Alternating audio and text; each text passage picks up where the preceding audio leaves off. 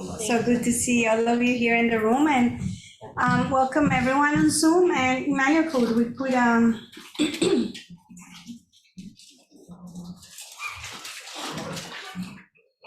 welcome everyone. I go like this because like this is how I see who's on the screen, and you guys can see me here. Everyone that's on Zoom, welcome. Ashley, we're so happy you're here. Tito, Yvette, and everyone else. Susie, so nice to see you. And we're so excited for this morning. And I just want to give a little story and a little background. 7 years ago when I don't know, because it was not really in our plans to do something like Hope4Life, you know, to have a place like this. That was never in our plans. It was out of our journey, looking for help for all the so many issues we had.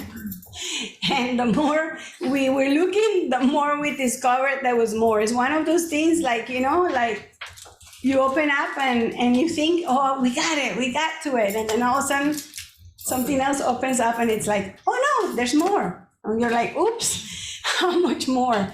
So in our quest, in our journey, in our healing, which still continues, because things come up all the time. This is how Hope4Life was birthed. But so when we started, we're not teachers. We never were trained for any of this other than what we had learned for ourselves. And, you know, as we were learning, when we would meet people and people would say, I struggle with this, oh, my husband just cheated, I just found this, oh, my wife just cheated on me. I mean, as we were going along, so we were freely giving everyone, this is what we're learning. This is where the information we're getting. We just came from a conference from this place. We just went here, we just went there. So we will tell everyone what we were doing. But when we were starting to do this, I remember the first time, and Lucky was the one that did most of it because, you know, of course he needed more work than me because he had more issues than me, according to me. I still have more issues than you. Ask the room, they all know this. And so if I had read a book, Lucky had read 5,000 books. If I had read, heard 1 hour of teaching, Lucky had heard maybe 200 hours. 10,000 hours of teachings. No, you have no idea. Lucky will read 4 books in a week. Here, I don't know how many CDs and DVDs in a day. I mean, it was like insane. And I had kids to raise, so I couldn't keep up. So I was like, Lucky, you gotta do this. This is you. So the first time, Lucky... Every time there was a problem at home, she would say, so what sin have you still got in your life? I'm like, let me think about this. No, because every time there was a problem, it's like, so what sin, residual sin, have you not confessed and told me? I'm like, oh my God, okay. And then I would go looking for a sin that wasn't there, by the way, just so you all know, right? It was not like that. It wasn't? Okay, sorry. It was not. It was more like, is there anything going on? Right, something like that. Yeah. You know, filters, people. So anyhow, so I remember the first day, and you guys have heard this story, our son Emmanuel came up to us and said, what are you guys doing? And like he was looking for business to do, we financially had collapsed. Everything that could go wrong in our life financially went wrong, financially only. If I would say today, like, we're millionaires in so many areas of our life. We lost millions in the bank, but in so many other areas, and I used to tell people we lost everything. I equated losing our finances to losing everything. And, you know, I began to realize, no, we didn't lose everything. So financially we did, but nevertheless, when Emmanuel says, you guys should talk about what you guys tell people all the time. That's when I see my dad happy and animated. I don't see him interested in business anymore. So you guys are missing the mark. So how do we do this? Send an email to all your friends. So that first time that Lucky sent an email and he was going to go talk, I remember Lucky was leaving the house and he said to me, what am I going to tell whoever comes? And I'm like, I don't know, Lucky, you read the books, you tell them, you know? And I was like, love, tell them about love. And then 2 days, 1 week, 2 weeks, and all that has turned into 7 years. But when we got introduced to this book, and this is why we're here today, The 7 Desires, we didn't have a manual. We still don't have a manual. We didn't have. Whoever wants a manual, please go somewhere else. We didn't have anything, and when we read this book, it was like, oh my God, bingo! This is what we're telling people. This is what we're trying to get to the root of our issues, the why. We were telling people this, but we couldn't prove it. And then we found this book. So when we found this book, it was amazing. So I think everyone that has come through here, I think this is the book we have recommended. The first one. The first one? To everyone, like read this, and this will help you understand what we're talking about. What's wrong with you? So,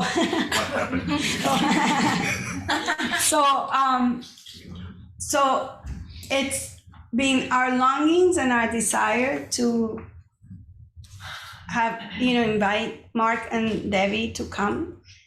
But Mark never made it. He's now home in heaven, celebrating. But when we spoke to Debbie about coming, she interviewed Lucky, but he said... She interviewed me. That was so funny. I've never been interviewed by someone who asked to come and speak. And then you know what she said? No, I need to talk to your wife. That's what I do to people here. Yes. Let me talk to your wife. Let me talk to your children. Because I don't believe the men. We're all, Bible, Psalm 119, we're all liars. Says that. And it's funny because, yeah, go on, sorry. I interrupted you. So it's just, for us, it's so exciting that Debbie's not here, Mark's not here, but that Beth and Greg are here today. And they graciously accepted and said yes. And I had a wonderful, wonderful conversation with Beth this week, and it was like, I couldn't believe the synergy that we had, and we knew same people, and we had the same kind of thinking. And it's amazing because I read so many books. I don't highlight books. I don't underline books. No. I don't. I read them. I give them to you, and that's it. This is the only book I literally had to almost highlight every word in. Me too. It's incredible. And I'm not a highlighter. I don't underline stuff. So this is really amazing that for the people who haven't read it, that's another conversation. You're gonna get the book So from the Beth and Greg will introduce themselves. Right. They will tell you for how long they've been working with Faithful and Truth, which is the ministry of Debbie and Mark Laaser. So they will come here. They're already here, as you guys can see. So without any further ado, everyone has to say that because I cannot pronounce that word. We want to give you, let's give them a round of applause and a warm welcome. Can they see the room? Yeah. Okay, they can see the room. So with that said, we pass it on to you, Beth. And Hi, everybody. And we're so happy you guys are here. So it's all yours. And Lucky and I, we're going to sit down and we just Gonna enjoy take it away. the morning. Well, thank you very much. One of the things you're going to discover is one of the desires is to be included, and we love being included. So thank you for including us in your work, your ministry, and in this community. And so we're very glad to be here. We're coming from Chicago, where we live.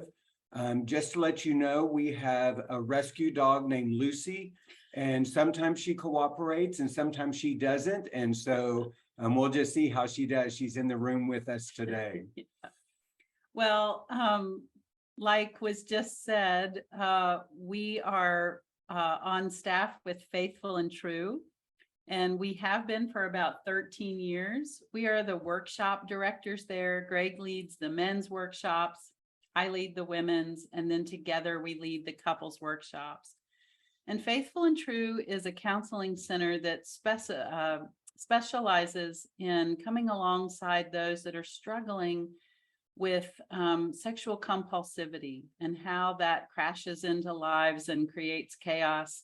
And thankfully, the growth and healing that can happen once we get onto the road of recovery, which that is part of our story. We went to Faithful and True about 18 years ago as clients, and we're so very thankful for the healing that we've been experiencing since then. And I'll let you tell a little bit of that story. Yeah, so 17 years ago, I was on staff at a church, and my sexual acting out got exposed. And in that point, I got fired, and Beth and I separated, and that really began this journey of transformation. One of the things that Faithful and True believes in is what we refer to as the three-legged stool, that we know that men need help and support as they heal from their own chaos. We want to support wives and encourage them on their journey.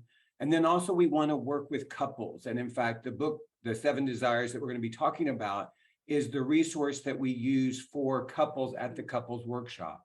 So when my life exploded, one of the questions that people asked is, how did we not know this was going on? And I can say that when I was hired at the church, it was one of the most intense and invasive interview processes I've ever been on. There were a lot of interviews, there were background checks, references were checked, there was psychological testing. And so when my secret life was exposed, it made sense that people asked, why did we not know this was going on? And the answer is, I was really good at hiding in plain sight. I often use the image of the illusionist. I got you to look in one direction and all the secret stuff was happening in another area. I hid through distraction. And so when my secret life was exposed, Beth was caught off guard. She did not know any of this. And that really began our own journey of recovery. And I often say one of the best gifts that Beth gave me was the gift of no hope. When we separated, we did not talk about a future. We did not talk about our relationship. And we talked about how hurt Beth was, how angry Beth was, the consequences of my choices. And we also talked about the boys' hockey schedule. And that was the extent of our conversations. And it was during that season that I really had to determine for myself, why am I going to recover? What is that for? And it didn't make any sense to do it for Beth because she was, in my mind, gone. And so it became about my own journey and doing it for my boys. And one of the ways that we talk about the journey of recovery is the process of becoming the person that God created you to be. And so today, what we want to talk about is how do we get to those deeper parts underneath the surface that I was so good at hiding? I really tried to manage the image. I often talk about I was really good at curb appeal. And so I could present things in a really positive way externally, but all of this chaos was going on inside of me. But I didn't understand, or I didn't have the skills needed to go deeper underneath the water, the surface of the water, to see what was going on. Yeah, and likewise, it was kind of ironic. I was on staff at the same church and I was leading a ministry for hurting marriages.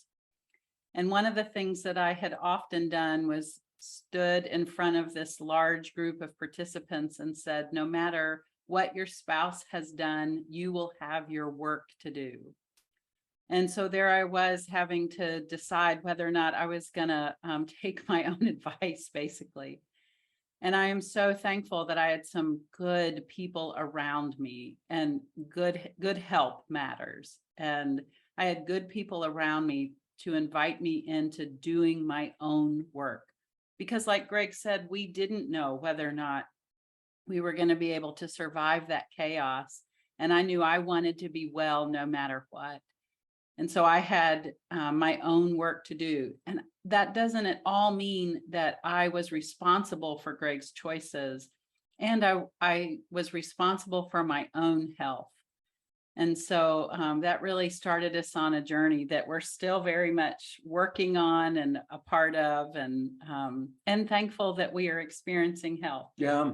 Yeah. One thing, whatever language we use, when someone comes to our workshop, we don't just impose on them the language of sexual addiction. And that's language that we use, but it doesn't matter if someone talks about their sin problem or their lust problem, if they talk about sexual compulsivity or unwanted sexual behavior or sex addiction. Whatever language we use, we know that we have to take responsibility for it. We have to own that behavior. And so when someone comes and has any addiction, we know that we have to take responsibility for that addiction. And what is also true, as each of us contribute to our coupleship, each of us contribute to our relationship and other relationships. And so we have to own what our contribution is to whatever difficulty or pain there may be in the relationship. And the person struggling with the addiction must take responsibility for their behavior. It's really two separate things.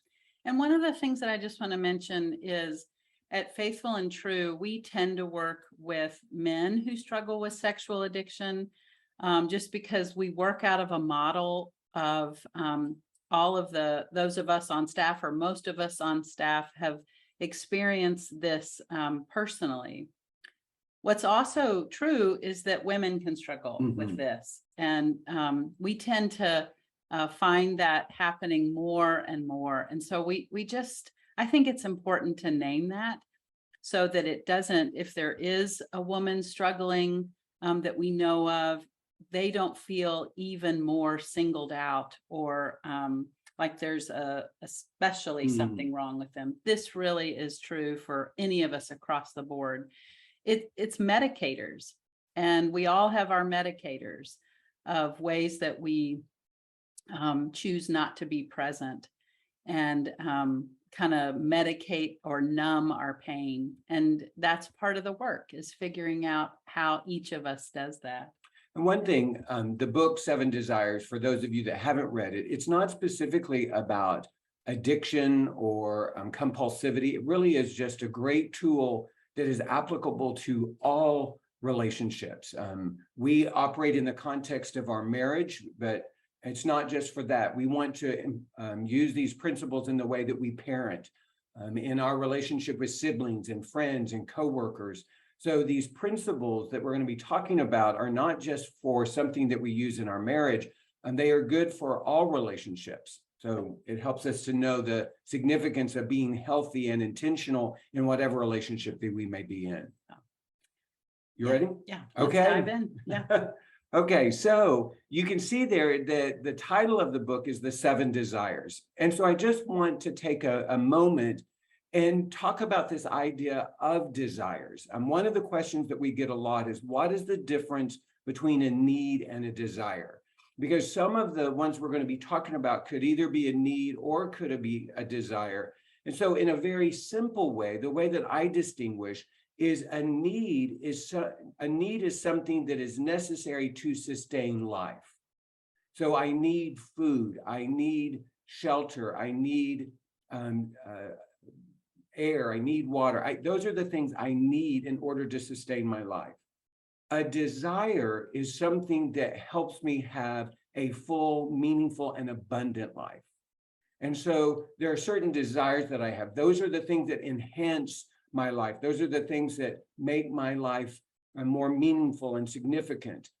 And so as we're even talking, there may be a sense that some of what we're talking about could be a need, but we're going to be talking about it in the context of the desire, because what we know is when we experience these 7 desires, that our life is enhanced, that this moves us towards the abundant life that we are promised in the scripture. And so understanding that, okay, when we talk about these 7 desires, it helps us live fully the way that God intended for us to live. And if you remember, I just said that for us, recovery is the journey of becoming the person that God created you to be. And so engaging these 7 desires, either supporting and meeting them in other people's lives or seeking to have them met in your own life, is part of that journey of becoming the person that God created you to be. One of the things that our colleagues, Mark and Debbie, were aware of as they wrote the book is that there was a big emphasis around, especially in that season when they wrote it, around men are this way and women are this way. And one of the things that we just want to say is that these are God-given desires across the board. This is true for all of us. And so it's really more about what connects us than what divides us. And like you said, this is true in all relationships, you know, whether it's in a coupleship, whether it's in a relationship with a child, with a colleague, with a friend, with a sibling, with a parent. I think we're going to see as we go through this morning, these are things that are true across the board for all of us. And one thing that I think is important is recognizing that when we are working on our relationship, when we can identify that we are working on the same needs, the same desires, that we do share these common experiences, it actually brings us together. If I have to try to figure out what Beth wants and it's different from me, or Beth has to try to figure out what I want and it's different from her, it becomes a lot more complex. But if I'm able just to say, you know what, I have a need to be included and Beth has a need to be included, how do we work on that desire for each of us to be included? If I have a desire to be heard and understood and Beth has that same desire, then that actually creates a partnership as we work together to meet these various desires. Now, one of the things that we also want to acknowledge kind of as we are doing an introduction is how you experience this growing up directly impacts how you live it out currently. And we often tell people those early experiences of how your desires were either met or not met continue to play out in your relationship as long as they are unacknowledged. And so one of the things that we're going to encourage and invite you to do this morning is even be thinking about what were some of the rules in my family growing up? What were some of the ways that we talked about this? Did you grow up in a family where people would talk about their desires and desires were seen as acceptable and people could talk about that? And in fact, there was even an encouragement to have those desires met. Or did you grow up in an environment where desires were seen as suspicious? That anything that you desired was selfish and bad, and it was something that you were supposed to put away. In some cases, desires are seen as a luxury, that we're too busy, we're too active, and we don't have the resources in order for people to talk about desires. And so even as we're talking, what is helpful to recognize is that there were probably some family rules that you had growing up that have informed what you believe about desire. Even as you hear the word desire, you may be getting triggered into some old beliefs that you have about these particular issues based upon the way that your family navigated it. Yeah. One of the things that we want to just encourage right here before we dive into unpacking the 7 desires is a chance for you to stop and we're going to just ask you to have some conversation about this. But what are the rules that you grew up with around desires? All right. So I want to. Yeah. Can we give some examples? Sure. Yeah. This may be brand new to you and you haven't thought of it in these terms. From my own family, I have a brother and my mom and my dad, and we really never talked about desires. That in some ways life felt challenging, life felt difficult. Our energy went into just doing what we needed to do in order to survive. And so we didn't have desires. Maybe the way we would talk about it, or the kind of the family rule would be desires are a luxury, that we don't desire too much. And that can be another family rule. If you desire too much, you will end up being disappointed. And so understanding, or maybe you grew up where maybe there was an indulgent. If you desired something, somebody did everything they could to make that happen for you, you know, that you got everything that you desired. For some families, desires may only be talked about during the holidays. You could create your list for Christmas and people tried to get you the things on the Christmas list or for your birthday. And those would be ways that desires played out growing up. Yeah. So I'm gonna share the screen here and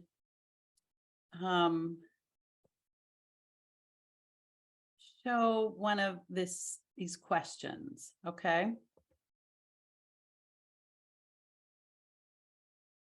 All right, so the question that we want to ask you to sit with here this morning, and we're going to ask that you just turn and talk to another person.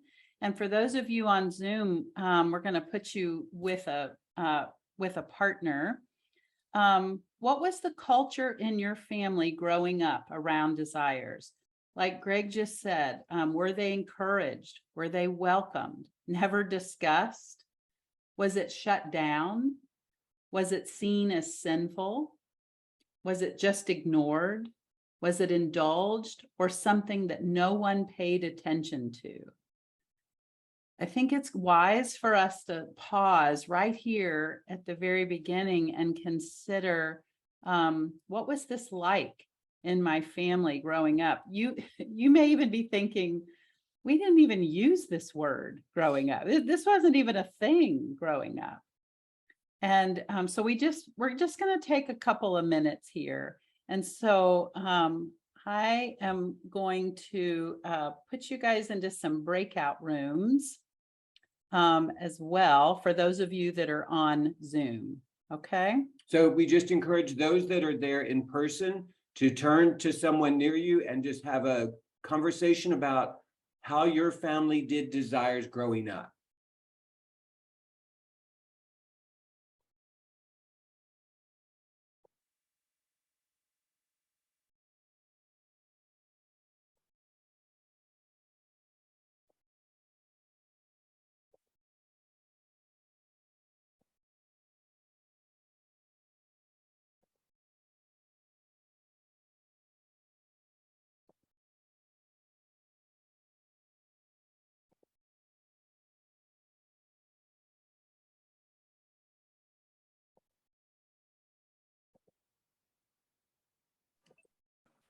Hello.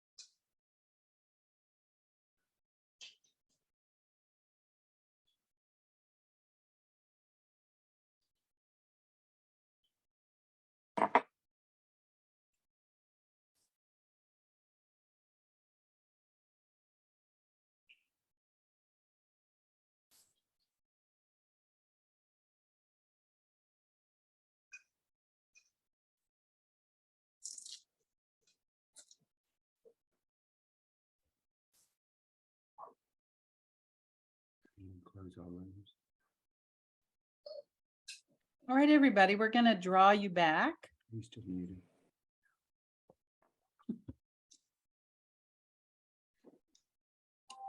There you are. Let's put them-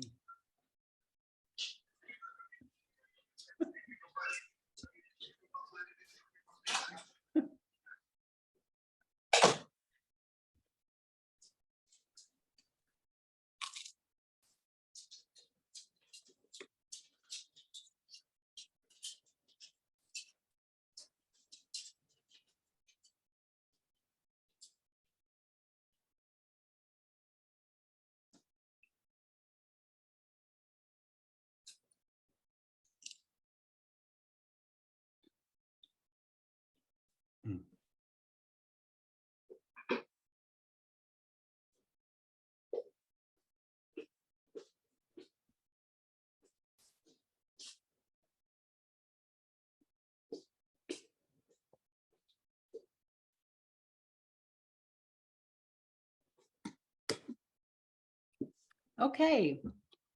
So hopefully that got you kind of percolating on how your experience growing up was around desires. Okay, so I think we're going back. Everybody gets very excited at Hope4Life. So quick chat. Just open up. I was just, okay guys, let's come back to the thing. Beth, the people that are in the rooms, have they been let back out? Yes, yes. Thank you. Okay, so Okay, guys, I know you all enjoyed yourselves digging deep into your pain. And what? It's okay. Let me be myself. no. No, I'm just kidding. I'm joking. All right, everyone. Thank you. Did you all enjoy the exercise? Yes, we did. I was just telling a few people in the room, I must be really sick. 30 years later, I'm still enjoying this so much, you know. Can you put them? Oh, this is so good. So, okay, are we settled now? We're back? Okay, Ben, you can talk now. Okay. Okay. Oh, I love the energy. I'm so glad that stirred up a lot of conversation. So we're going to dive in now and walk you through the 7 desires. These are not this is not an exhaustive list. It's not like this covers every desire we've ever had. What our colleagues Mark and Debbie discovered was that these 7 categories really tend to hit on some of the main themes that we experience, both in our longings and in our disappointments when a desire isn't met. And you guys just notice that as we go through, sometimes we don't even recognize that a desire hasn't been met until we feel disappointed. So you have a handout there, hopefully.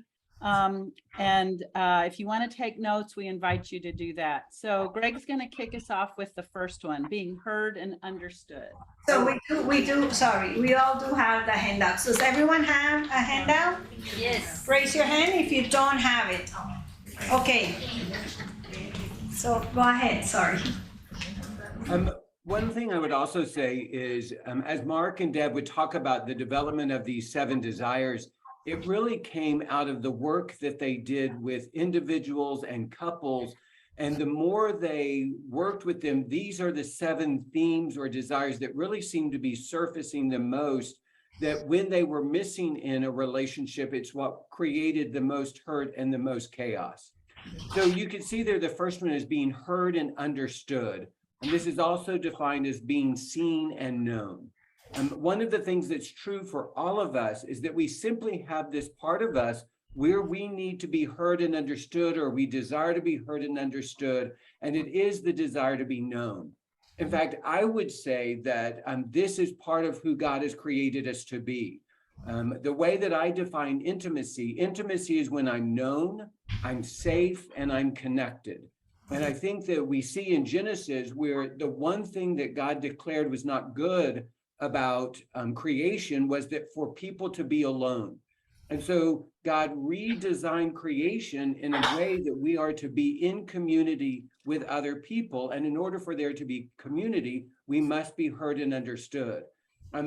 Another principle that I teach is to the extent that we are known is the extent that we can be loved. And so whatever parts of us that we are hiding, that we are keeping back, that isn't being heard and understood, that's going to limit our ability to be in relationship with someone. And when my life exploded, I started going to a counseling center. And one of the things that the counseling center said often was the stuff that you're not talking about the most is the stuff that defines you the most. So those things that we're not acknowledging, those things that we're not inviting other people to see and understand about who we are, that's actually limiting the relationship. And eventually the relationship can begin to be defined by not what's being said, but not by what being said, but what is not being said in the context of that relationship. Yeah, I think this desire is just profound. And there's an author named David Augsburg who has said that being heard and understood is so closely connected to feeling loved that the two are intertwined. They're indistinguishable. And, you know, think about it. When you're in a relationship with somebody, whether it be your child, your parent, your sibling, a colleague, a friend, your partner, one of the things that can happen is if we don't feel heard, we can often just get louder. We hope that maybe the volume will somehow, do the thing that finally reaches our person that we're in connection with. One of the things that I would say is this is significant, even if we don't have agreement that we're heard and understood. Several years ago, I left the job that I was in, and we were just trying to put some things together to make ends meet. And so we were self-employed, and our health insurance at the time was just lousy. I mean, if we needed catastrophic coverage, we had that, but that was about it. It didn't even cover well care. And our youngest son was heading into his freshman year in high school and needed immunizations to be allowed at the high school. And so I had to take him for some of those shots. And I got a bill that was just astronomical. And I was so angry about it. I called the insurance company, I called the doctor's office, and the answer was no, we do not cover these immunizations, which was just ridiculous. And I won't get off into my feelings about that in this moment. That was several years ago. Share your feelings, Beth. Beth, I'm sorry to interrupt you, but everyone's I don't know if you can see what we can see, but everyone's complaining, moaning, groaning. They need some healing about the size of the. Just gotta hit the bottom corner. Oh, somebody says hit the bottom corner. The presentation. They're not being included, they said. Okay. All right. How about that? I don't know how. Oh, there you go. Okay. All right. So sorry, friends. Okay, we want you to know we heard and understood. We have heard you. Yes. We have heard and understood that you want to be seen. Okay. Thank you for telling us. Okay, so there was nothing I could do, and I was so angry about the cost of those shots. Hello? And can you hear me now? Yeah. You guys hear me? Okay.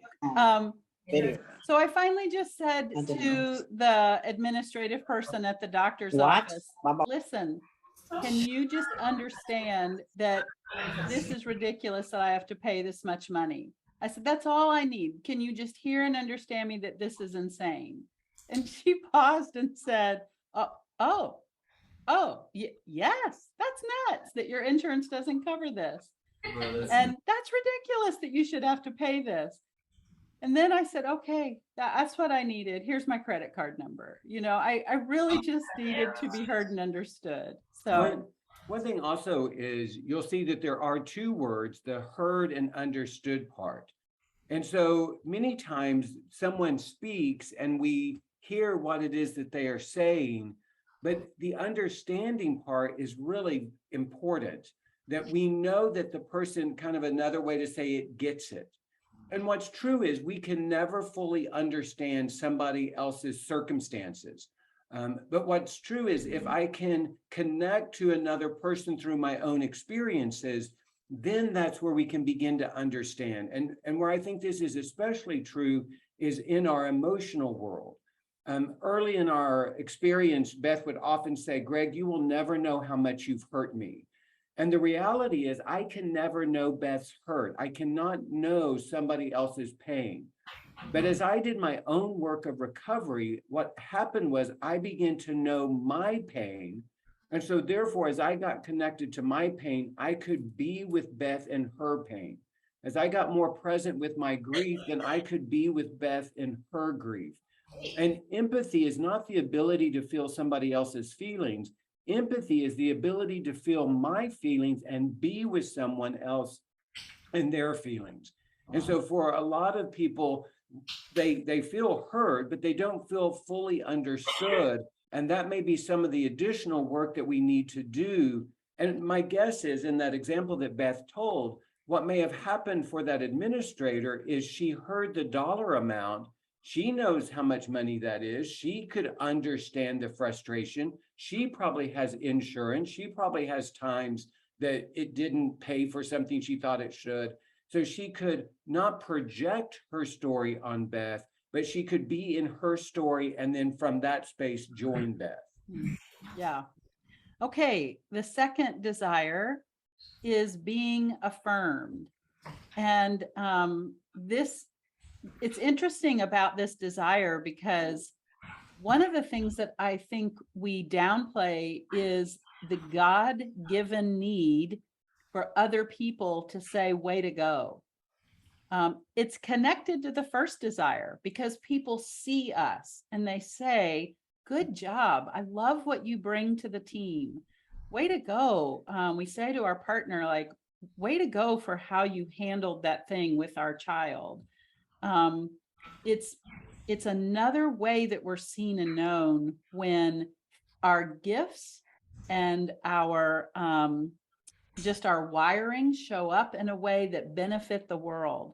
And it's really important that we're called out for the good of that. Well, and another way that we can be affirmed is simply by expressing gratitude and being thankful. And if I say, thank you for doing that thing, thank you, that really meant a lot to me. That's another way for affirming the person and what they did. And the thing about affirmation is about something that I do that somebody saw or noticed, they appreciated it, and they can validate it. So sometimes the affirmation is about the quality of something that is done. Sometimes the affirmation can simply be the fact that it was done, and we can affirm somebody for that. And this is one of the desires that really can be complicated given our family story. In so many of the men that I work with, one of their family rules is you never affirm for something that should be done anyway. So if you're supposed to do it, why would I affirm you for doing it?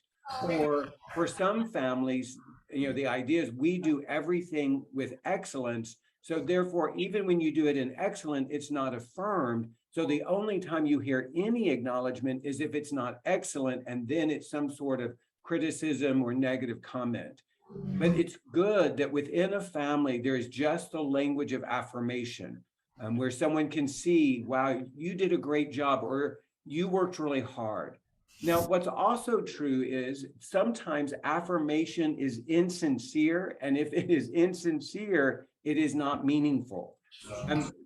We had a son that played hockey, and he was really realistic about his ability, or in his case, what he perceived as his lack of ability. And one of the things that would set him off is if we did not affirm him appropriately and we kind of sugar-coated his game. And so we were clear to be able to say, you did a good job of going after the puck in that one play versus saying you had a good game. Because if we said you'd have a good game, he'd tell us all the reasons he didn't have a good game. But if we could name something very specific, that would be important. And so many of us grew up in a time where we were told we're really supposed to affirm our children, and that is absolutely true, but the affirmation needs to be sincere and authentic in order for it to be meaningful. Yeah. All right. So this next desire is being blessed. And I just love this picture here because I think it just communicates a sense of tenderness and love. In my perception, that little girl looks like she's sad, maybe having a hard day, and the mom is just communicating blessing. Blessing is the sense that you are loved unconditionally, no matter what. You can't earn love. You can't lose love.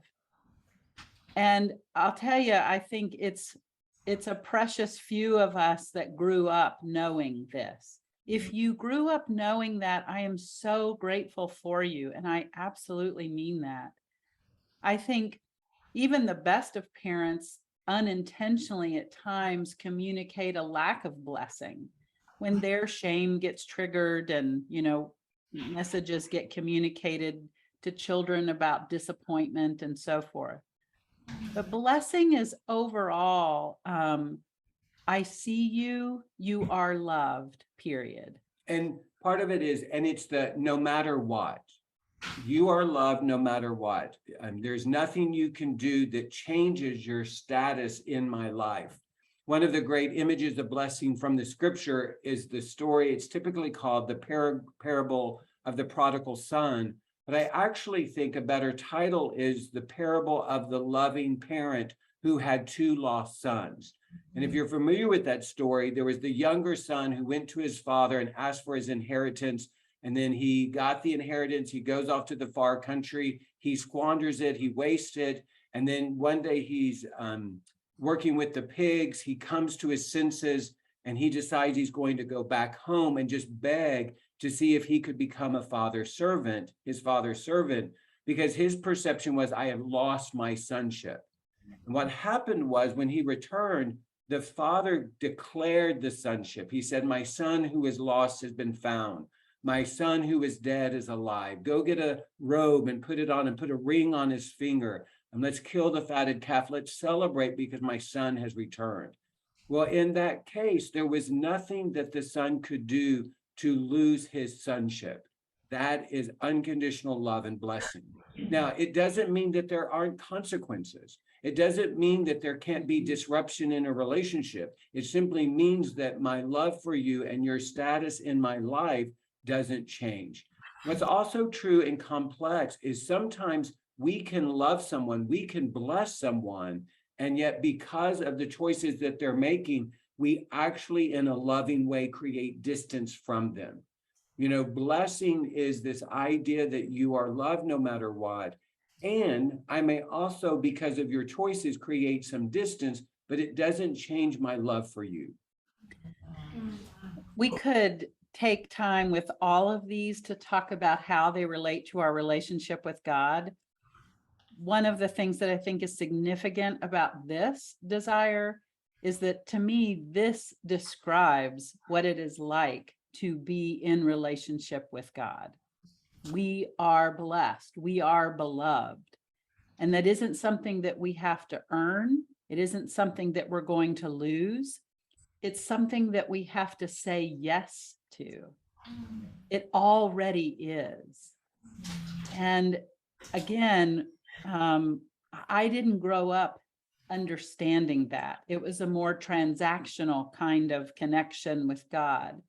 And I'm so thankful that over the last couple of decades, I've been introduced to this idea of belovedness and resting in that in God. And so again, we could talk about all of these and our relationship with God, but I think this one in particular is really significant. Okay, so this next one is feeling safe. And this safety piece is just foundational for all aspects of life. If you're familiar with Maslow's hierarchy of needs, that sense of safety is really important, because what's true is if I'm not safe, I'm not able to live. And so there's a part of us that needs to be safe, and this can be environmentally, this can be physically, this is relationally, this is emotionally. And one of the ways that we can know that we don't feel safe, and one of the ways I heard Mark Laaser describe safety, safety is the absence of anxiety and fear. So I often say anxiety and fear are like the warning lights on your dashboard telling you that you don't perceive yourself as safe. And that perception word is really important, because there are times when I perceive myself as unsafe and I'm really safe. There are other times I perceive myself as safe and I'm actually very unsafe. So if I perceive myself as unsafe, I'm going to have anxiety. I'm going to have fear about that. It's trying to tell me something about that status of safety. Another way I talk about safety is the absence of a perceived threat. And therefore, to be unsafe is a perceived threat. There's something that I believe is threatening to me physically, emotionally, relationally. And so therefore, because of that, I don't feel safe. One of the things that I've been recognizing in myself, and then as I come alongside other people in my work, is that the absence of feeling safe often creates a desire to, not a desire, but a kind of a need to hustle.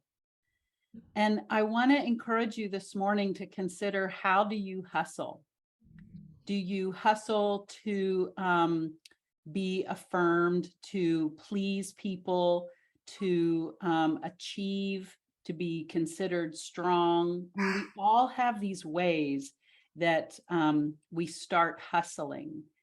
And maybe it's we shut down how we're really feeling so we don't have a conversation about a conflict. We avoid having hard conversations. And one of the things that I want to say is, as we're learning to do and notice those kinds of things, may we be really gentle with ourselves. You guys, there's a reason, if we've learned to hustle, there's a reason that we've learned to do that. It's how we started to create our sense of safety growing up. Now, I'm not saying that we want to stay there and stay in those places of hustling, but we start with being gentle with ourselves. We start with being kind and seeing ourselves like, oh, yes, that makes sense why I've been hustling over the years. So it's important that we come at it with loving awareness and kind eyes. Something else that we do when we don't feel safe is we try to take control. And one of the principles is, when we were growing up, there were times that we were out of control. And when we were out of control, something bad happened. So we can make this internal pledge: I will never be out of control again. So if you've ever been referred to as a control freak or controlling, or if that's just something you see within yourself, it ultimately is about safety. And so the key to becoming less controlling is recognize that there are other ways to create safety, and control ultimately is an illusion. I may try to control certain aspects of my life, and it is an attempt to create safety. I know a lot of people that try to control their environment. Mark Laaser would often talk about how his yard was his domain. And so if the leaves were raked in the fall, if the snow was shoveled in the winter, if the plants were planted in the spring, and the grass was mowed in the summer, then if everything was right with his yard, then it created that illusion of safety. For some people, it may be about finances. For others, it may be about the condition of their house. In some people, it's their relationships, so they try to control relationships, but it's all about safety. The thing that ultimately creates safety is truth. Circumstances cannot create safety. They can contribute to safety, but ultimately it is truth. It's the no matter what. The example that I would use is, so there was a season when both of our boys lived in Chicago. And Chicago's a big city and there is crime. And we are really confident that our boys did not always make wise choices No. and weren't always in the best places. And I could just feel my anxiety and fear in that season. And ultimately, what I had to do was release them to God, that even if the worst thing happens, even if that thing I am fearing happens, I have to trust that God is big enough and loving enough to keep me safe and ultimately to create safety for my boys, even if it's not in this space and it's someplace else. And so allowing myself to rest in that truth is how I could create safety. Yeah.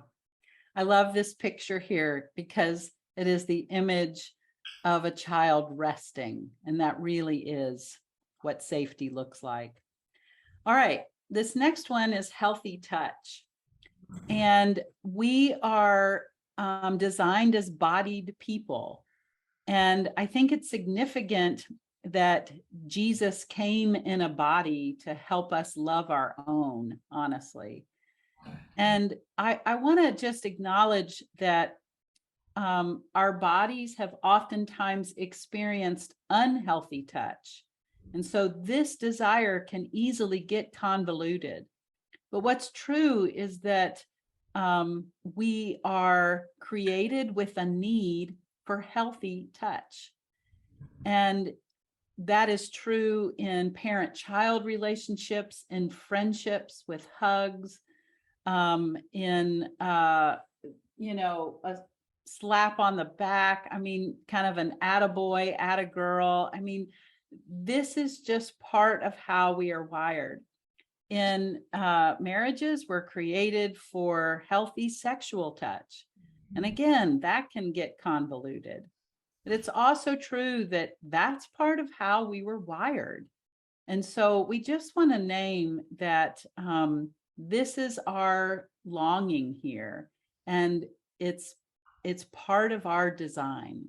Part of healthy touch is touch without an agenda. So if you ever experienced touch growing up where there was an agenda, the agenda was to manipulate, the agenda was to control, the agenda was try to get you to submit, that is unsafe and unhealthy touch. This is the touch that nurtures us. This is the touch that invites us. This is the touch that, part of the way that God did create our bodies is there are neurochemicals that are associated with touch that create this sense of well-being and nurture.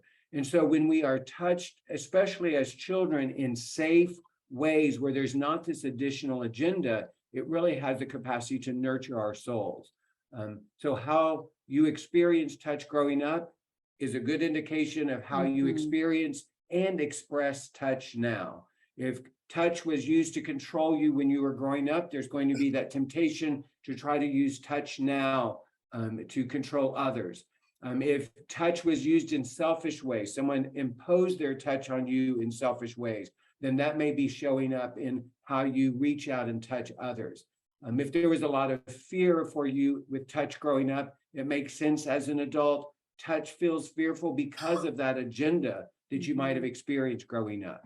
One of the things I would say is that oftentimes I'll hear people say, I'm just not very touchy.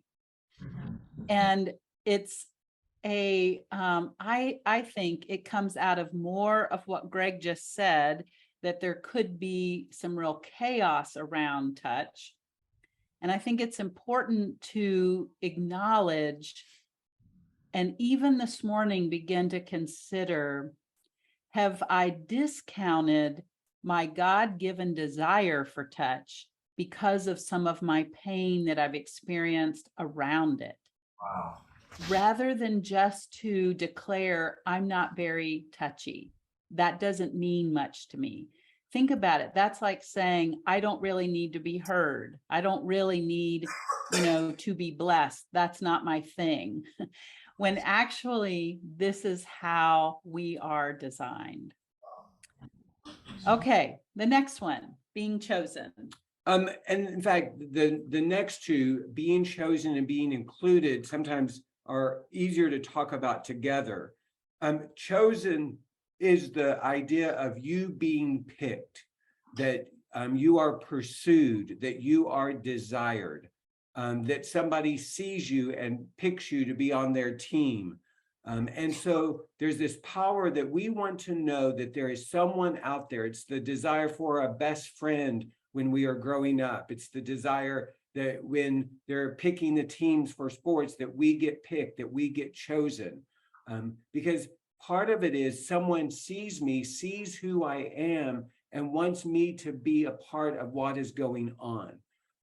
In those special relationships, whether it was when we had our girlfriend, boyfriend growing up, when we dated someone, if we got married, there's that sense that you're my person. I'm choosing you. This idea of the culture of two, that we are choosing each other. And that is the expectation. And so that's why if there is some sort of relational betrayal, it can be so difficult, so painful, because relational betrayal violates this idea of being chosen. Yeah. One of the kind of sub topics underneath this is being pursued. And I think I heard you say that just a second ago. And being pursued is really a longing for all of us. We want to know that we're missed, say, when we're not at a gathering where a lot of our friends are. We want to be pursued in relationship. You guys, I work with a lot of adult children who are grieving that their parents still don't pursue them. And they're the ones who actually pursue a relationship with their parent. No matter what age we are, right? We want to be pursued, and that's a expression of being chosen. We want to be pursued by our significant other. We want to be pursued by friends. Maybe you feel like you're the one that normally reaches out to other people and arranges something. It's so lovely when someone pursues you and says, hey, let's get together. And so we just acknowledge that there's a lot packed into this, and delineating here that being pursued is a part of being chosen is really important. Well, and part of being, there's a difference between being chosen and being stalked. You know, to be chosen allows there to be freedom and option. To being stalked takes all of the freedom and option out of it. And obviously, to be chosen feels safe. To be stalked feels unsafe.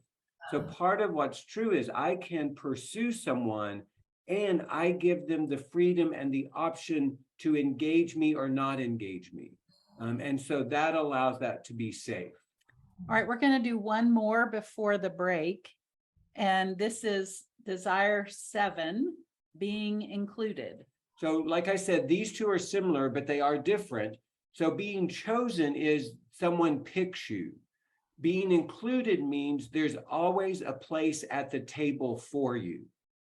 There is a chair that is designated for you. You always have a place. You are always included.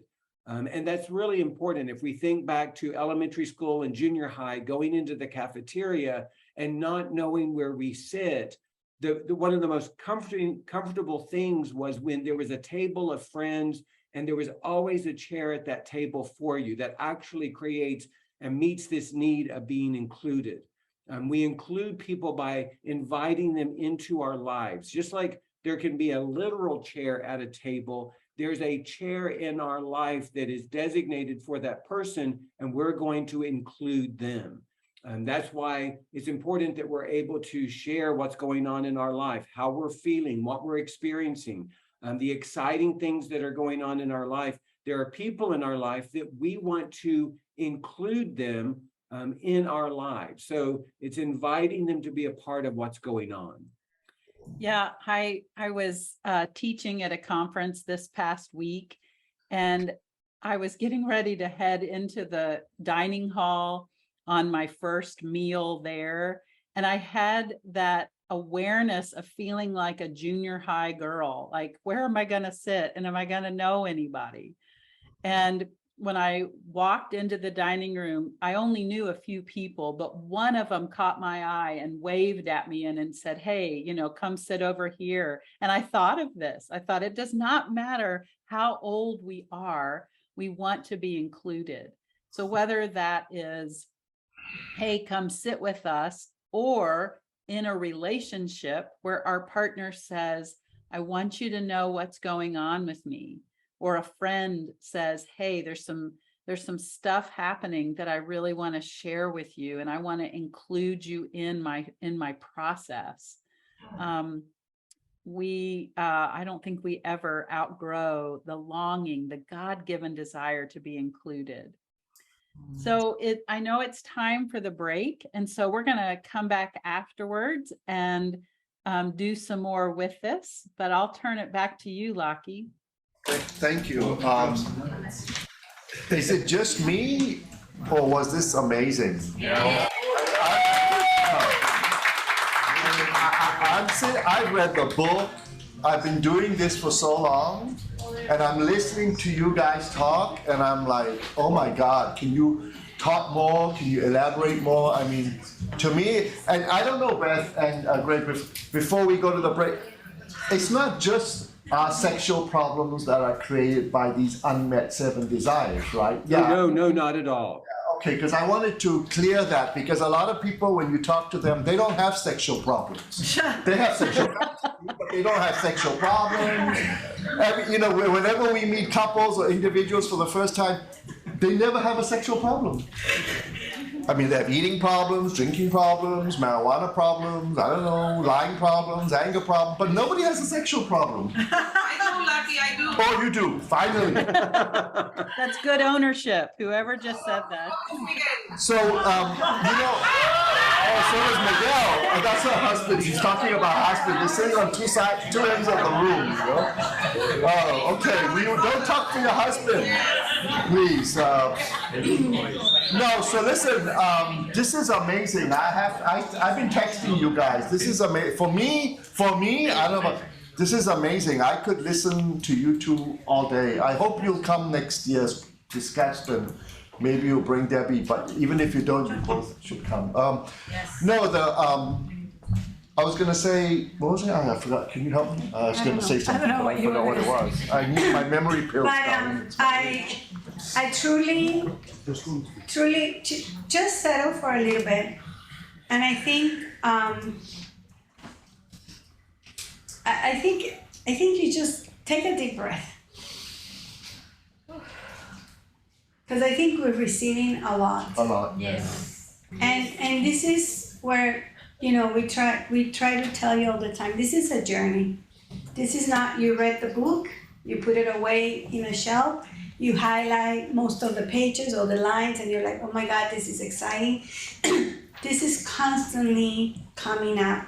And I think this is a great foundation for those that are parents to be. We have like 4 people expecting children in Hope4Life here. And I think this is a wonderful foundation for our children. And this would have been a wonderful foundation for all of us to start life with.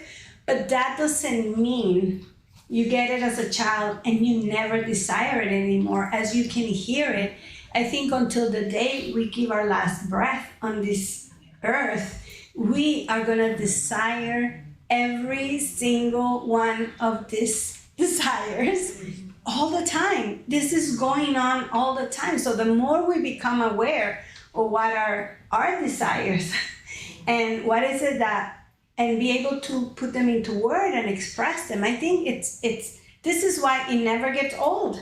I mean, I'm sitting here, you guys are talking, and I'm like having poof. Yeah, me poof. too. Oh my God, it's like new stuff comes up. So, because a lot of the times we just think it's this, or we need to give it to our children, but not us anymore. It doesn't matter how old you are. This is what we all decide. We will never outgrow any of this. So the more we become aware, the more we acknowledge it, the more we can express it. It's good. It's healthy. it's funny because there's one boy, we have a 16-year-old, and there's this boy. We have 4 children. Four, but we have the one at home with us is a 16-year-old, and it's funny. There's this boy, he's also 16, that likes her, and he visits her.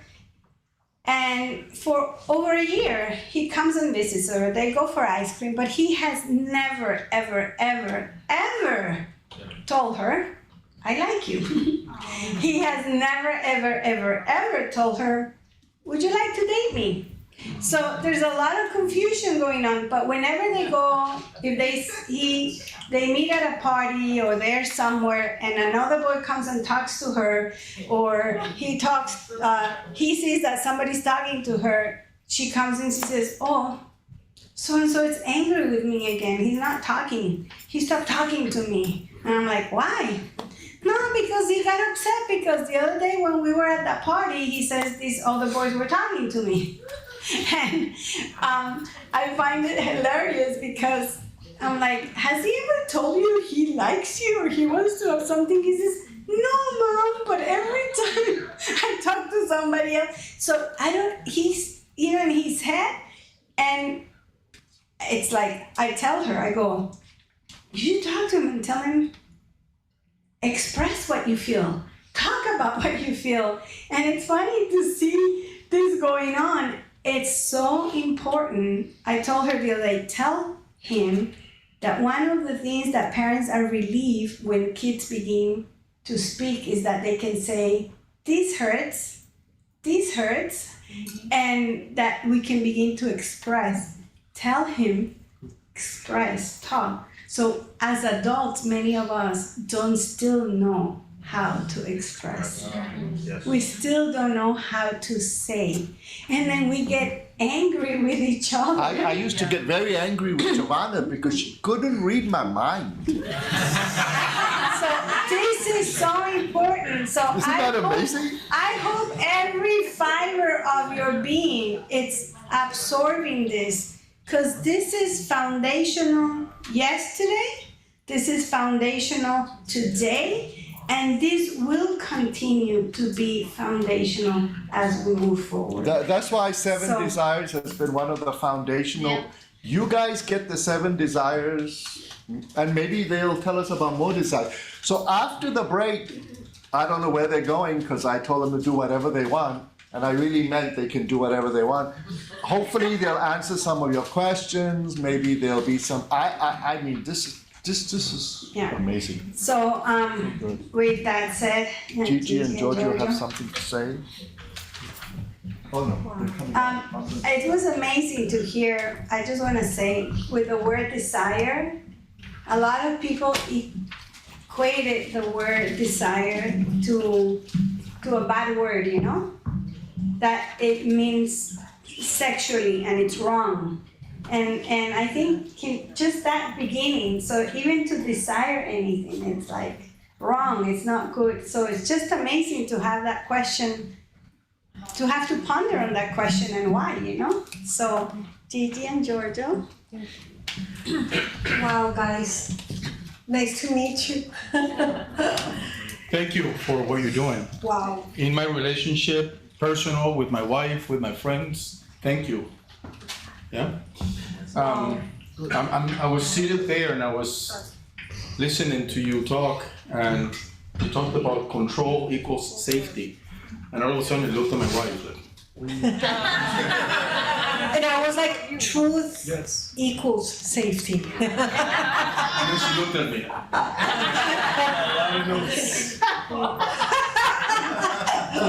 That was quick, right? No, but see, that's how we operated in relationships, right? We hear a concept, we accept it, but then we direct it, right? You hear that? You know, but then as I'm sitting there, she's showing to me, I have written control equals safety, and she had written safety equals truth. No, truth, yeah, well, truth creates safety. Sorry, so we were interrupting you. So So, you know, That was Ma- passive aggressive. yeah, it was. That's one of my things. Yeah, passive aggression. He was included. So my thing is that I have always been able to say yes, but to every single thing that happens to me in my relationship with anyone, at work, with Gigi, and with some of you. Yeah, but, right? It's always been yes, but. There's always an excuse, there's always a reason. And I used to differentiate excuses from reasons. And I still, when I have a discussion with Gigi, it's like, I'm not excusing my behavior, I'm just giving you the reason why I'm doing it. Well, that's excusing yourself, you know? And I always found a way out with language. I was a writer for almost 30 years, and I found the right words to express my thoughts, to manipulate, not to communicate. Well, I did it to communicate at work, but I did it to manipulate in my personal relationships. So it's been a long journey for me to divest myself from all of these learned behaviors over the years, over the decades, that led me to the point where I arrived here. A failed business person, a failed husband, a failed father, and a failed person.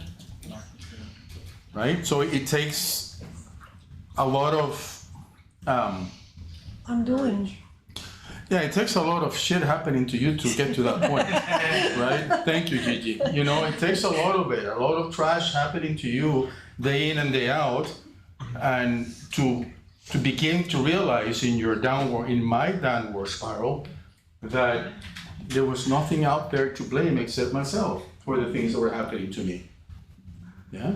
I mean, yes, there are circumstances and there are finger pointing, yes, there's all of that, and there's a part on that I still understand and I still accept as part of what happened to me. But ultimately, I have been responsible for the decisions that I made that led me to the things that brought me here in this place.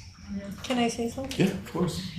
I like how you started talking about how you've been in this walk for all these years, how you came to Faithful and True, and now you're still living it out and you're imparting it. And when we came to Hope4Life, when we came to Lucky and Joanna, that was our Hope4Life. Even though I had done some therapy because I really needed it, I think that my focus was in how can I make sure that Giorgio gets well, because I need him to be well so that I can be happy. And I think a lot of us arrive here that way. Yes.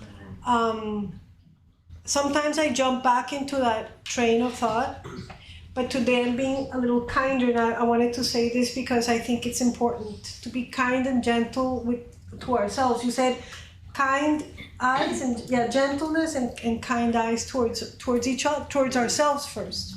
Because today when I was looking at the list of things, thanks to this walk, thanks to these 7 years, and it's been 11 with you guys, I could see all of these desires that were not met as a child, which I have seen, but like I see them a little like in a different layer.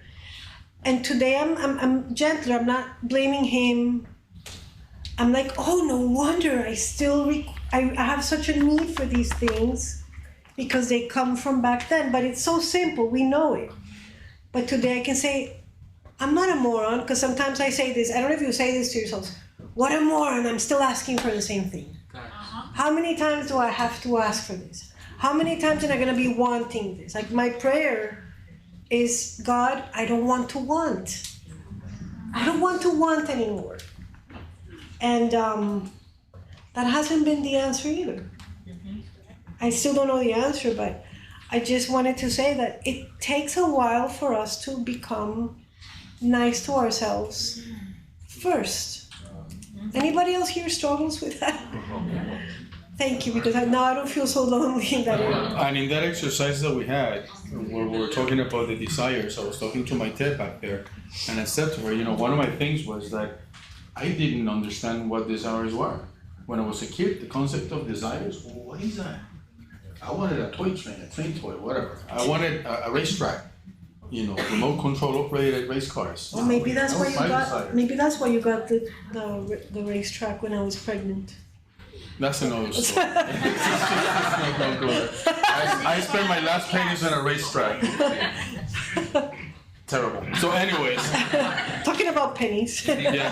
But no, but I'm talking about the actual desires. The actual desires that you talk about in your book, all those 7 desires. I had no idea that any of these things would be and had to be an essential part of my true identity as I move forward into adulthood, because I never had that as a child. I never understood that it was either dismissed, ridiculed, or ignored. I come to realize that today, not then. Then I just thought it was part of the course. Oh, I'm a little kid. I have no voice. I have no desires, right? Children have to be looked at and not listened to. That was the motto of my home. I don't know about yours. Or the desires of like in my case, the desires of my parents were so loud and clear that that's all that mattered. My desires don't matter as long as your desires are met. And it was a big responsibility as a child to give these desires to your parents all the time. I mean, no wonder I'm exhausted. I mean, for many reasons, but we wanted to bring all that because I think that the clarity comes from being in a place like this, to have this amazing insight from the people who create these workshops based on this book, from their life stories, from their healing, that we get to hear them here, is because this is a community that is sustained by all of us here together. Talk about being included. We want to include you in the participation of maintaining this place as our home. So Giorgio and I are taking the offering today just to remind all of you that this is not a guilt trip. This is not you should do this because or else, but this is our home. We're all putting a little, we're sembrando, we're Planting. We're planting, we're sowing, we're making this our collective home. And it's not just for us, but for the people that are yet to come. Hopefully our children get to come and experience some of this wellness, right? Who feels at home here? I mean, really. This is my tribe, you know. This is I belong here, and I never felt like I belonged anywhere for real, for who I am for real, until I arrived here. You know, until I started working my recovery, until I started my process of becoming the person that God created me to be. Like you both defined recovery. You guys know how to have fun. Wow. Yes, it is clear that you have a good time and enjoy each other. One thing I would also add is that birthdays are a great opportunity to be intentional in blessing. Yeah. That is a great way to incorporate into the family system an intentional blessing, because birthdays are basically the message of I am glad that you are born and I am glad that you are in our family or that you are in our community. And it's not because of anything that you do, it's just your presence, and we want to celebrate your presence. And so birthdays are a great way to bless. Yeah. Well, all right. Now that we have gone through the 7 desires, we're going to give you guys an opportunity to consider how they showed up or didn't in your growing up years. And so we're going to give you some time to do that. And we want to refer to one of the handouts that you've been given. It's going to be sideways, but this is the, here, let me see if I can, that I can. There you go. Oh, look at that. Okay. That's what I'm talking about.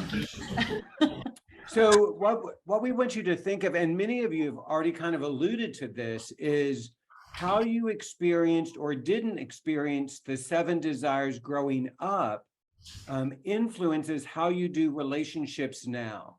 And typically a pattern is the one that you didn't experience the most growing up is the one that is most important to you currently.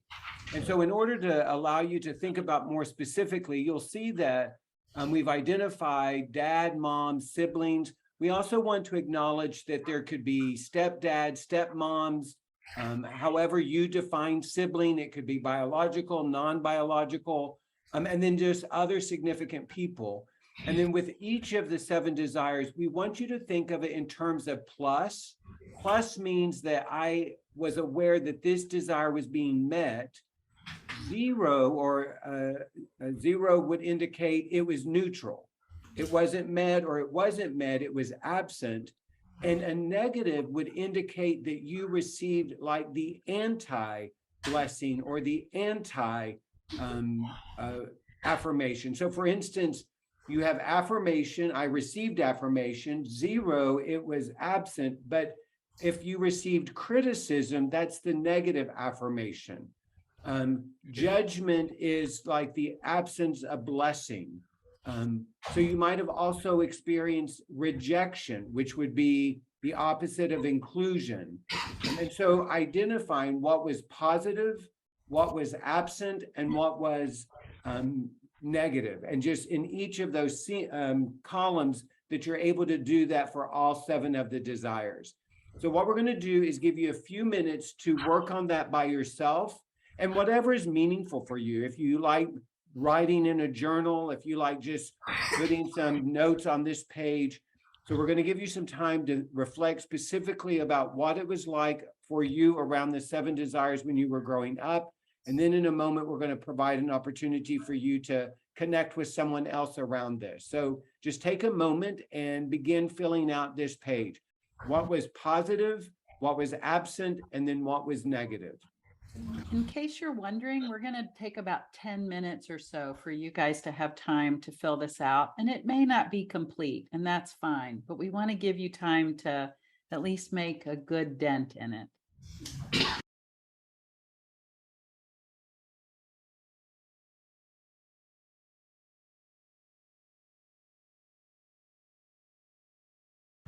Well, we recognize that this is just a drop in the bucket of time that you could use to think through how desires were met for you growing up and how they were not met, or maybe how you received the anti-version of a desire, as Greg said.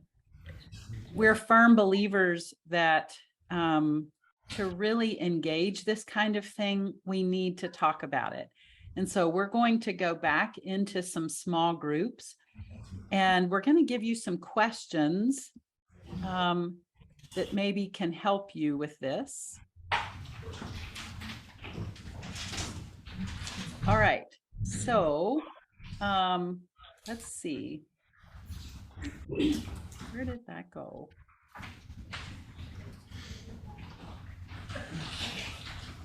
Well, all right. In this moment, that slide does not appear to be showing up. So sorry about that. All right.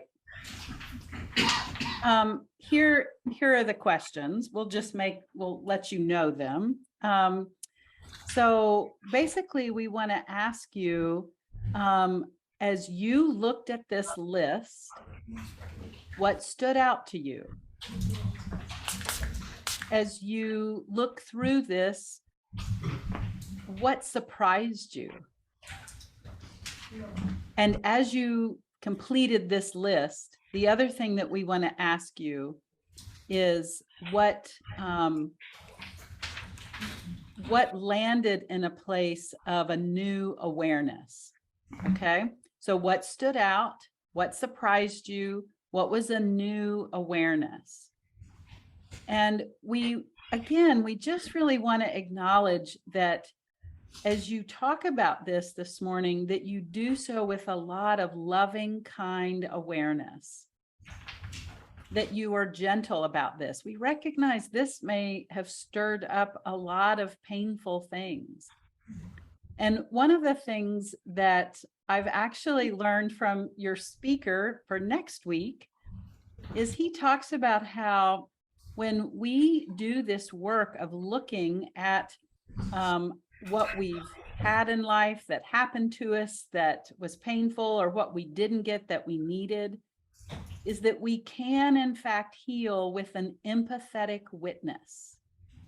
And so this morning, as you're sharing, you guys, I want to invite you to be empathetic witnesses to each other and to yourself.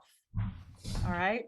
So we'll ask that you get into some small groups of maybe 3 or 4. And then I'll put those of you who are on Zoom back into some small groups. And again, we invite you, based on how you were just completing this chart, to consider what stood out to you, what was new to you, what new awareness did you have, what surprised you. Okay? And we're going to give you about 15 minutes to be in these groups. So we know that you're not going to be able to share everything. And so just take one of the questions and share that. Yeah. And just make sure everybody has a time to be heard if they would like to. Okay, so we'll let you, those of you that are there together, to get organized with 2 or 3 other people, and I'll put those of you on Zoom in a group. All right, everybody. I'm sure you are deep in conversation, but I do want to draw our attention back together for just a few minutes as we close. Guys, hi. Hello. I know we're having fun, and hopefully,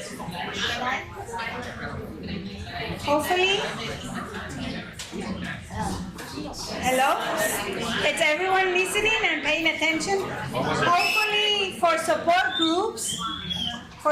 groups, this could be a good exercise that we can continue in support group. This is a good exercise. There's family here, friends here, that maybe even you guys can make a date or a night where you say, you know what, can we address all this as a family, you know? There's husbands, spouses that you guys can look at this and say, can we talk about this a little deeper or more? So this is not a conversation that ends here right now, because the truth is our time is limited and their time is limited, and they're just here for some time, though we would want to keep them here and we would explode you here. Right? You wouldn't even have a break, you know. But so this conversation doesn't end here. This conversation carries on.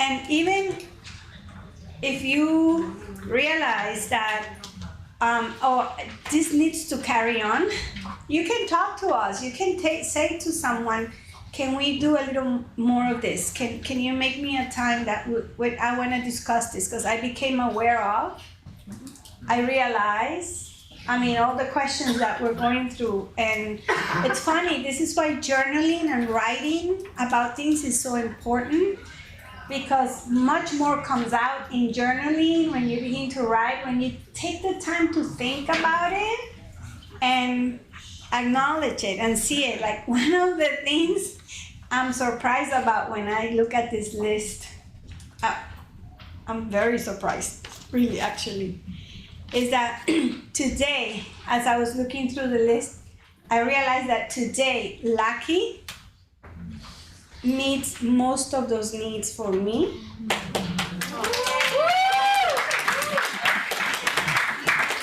And the funny thing is that I know he does, and I always thank him, and I'm always like, thank you, and he's like, why are you thanking me? And I'm like, because thank you is nice. But right now, today, sitting here, I realize how huge it is that I did not get a lot of this stuff from my dad. I realized here that even my mom, in her limitations, she gave a lot of that. But to realize that how lucky, and I was talking to Gus about it, and I can say, I take a lot of that for granted. It's more like, okay, you're supposed to do that kind of thing. So that's that's why all these moments are so important, because there's always so much good, bad that we need to reconcile, and it never ends. So I want to interrupt for a second. I think that since he was outside the room, you can acknowledge him here. He could hear it. Okay. The TV. No, but it's okay. He's there. Let him get acknowledged. Lucky. Lucky, I just wanted to acknowledge. And I said that one of the awareness I'm having as I'm looking at this list is that, yeah, in the past you didn't get it from your dad or this and that, but that today most of those desires in my life are met by you. And that one of my awareness is that I do not acknowledge them enough, and I take a lot of them for granted. So I just wanted to tell you that.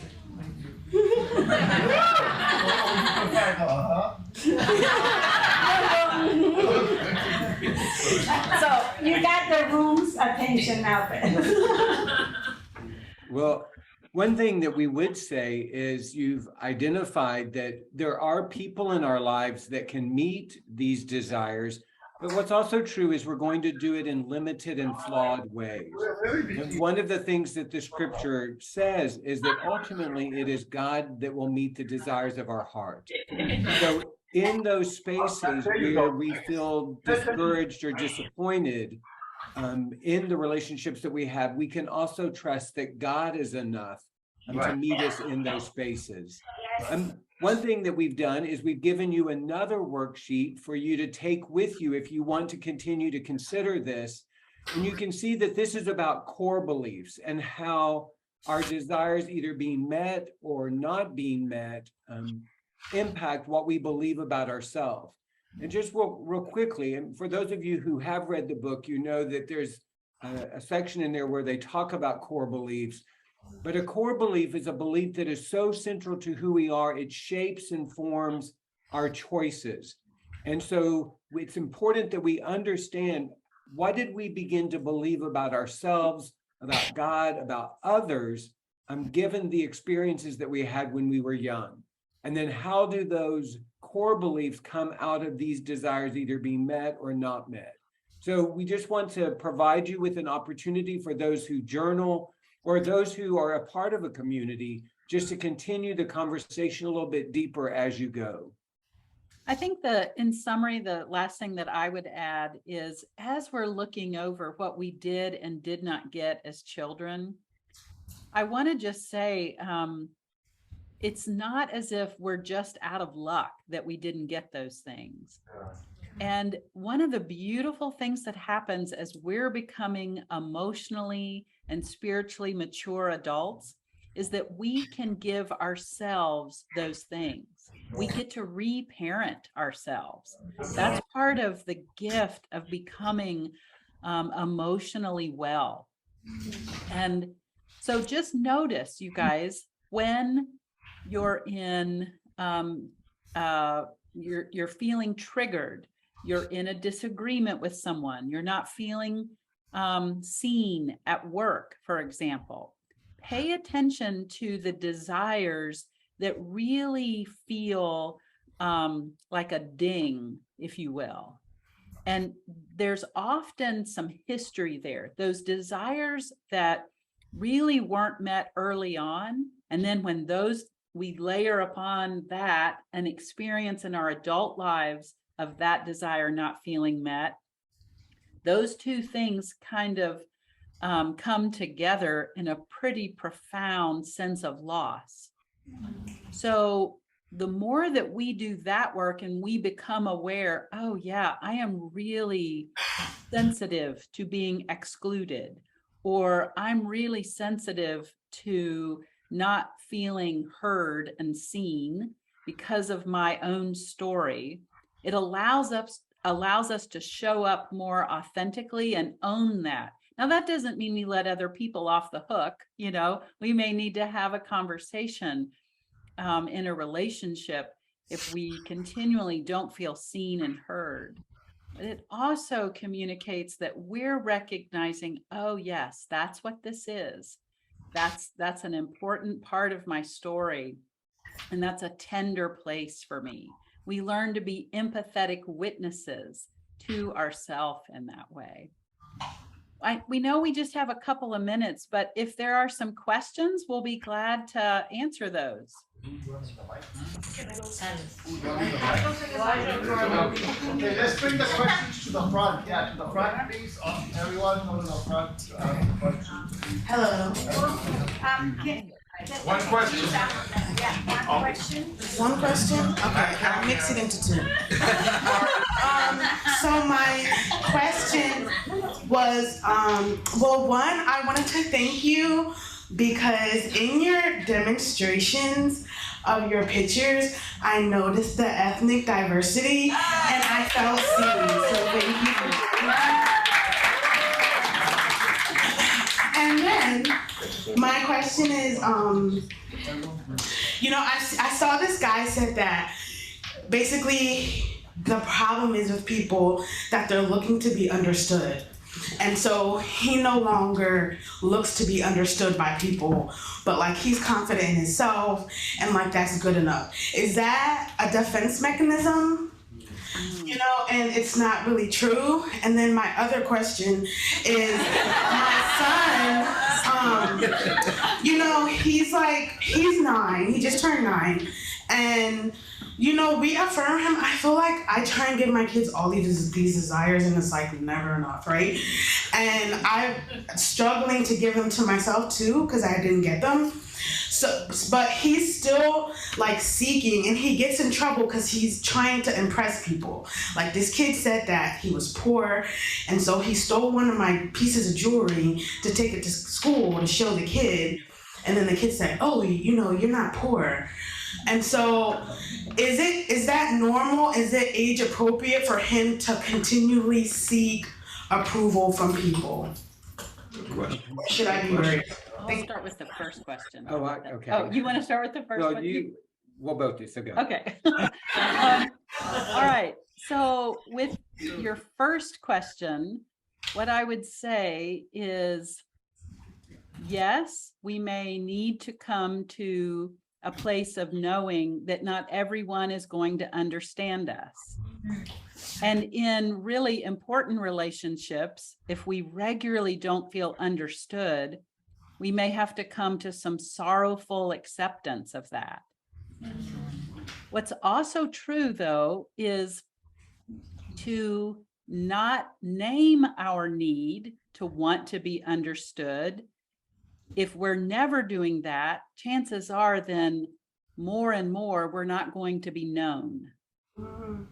And so I think we have to keep asking, especially in our most important relationships, for that need to be met.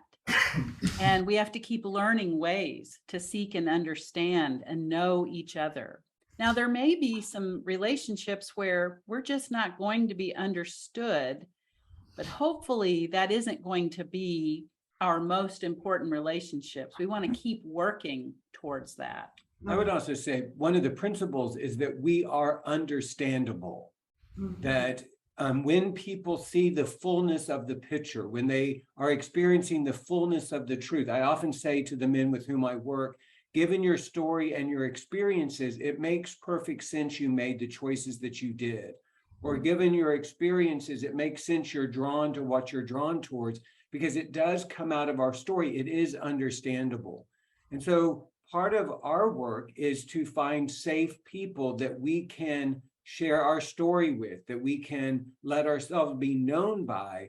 And then in that context, we can know that we are understandable. And even if someone is telling us they don't understand or there's some level of rejection, it's important that we get back to the truth that I am understandable and I am understood by God.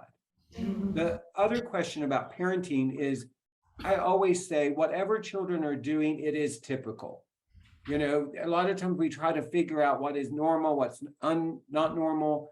But for this child in this circumstance, it makes sense that they're responding the way that they did. And part of their actions are trying to tell us something about a need. And so what he's letting you know is there's some part of him that wants to be known. There's some part of him that wants to be safe.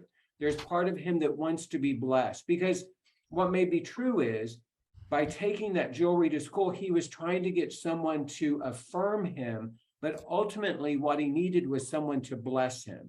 No matter what his economic situation is, he is enough, and that he is loved, and that he is unconditionally accepted. Boy, we could go deep into this, but one of the concepts I talk about is a comparison-based identity. Comparison-based identity is oppositional to the blessing, because comparison-based identity says I'm going to find my value, my identity, and my safety in how I compare to other people. Blessing says who I am is enough, because who God created me to be and who God is enough. And that's the message that we want to give to our children. Your value will never come from how you compare to someone else. Your value will come from your enoughness, because that's who God created you to be. You better preach.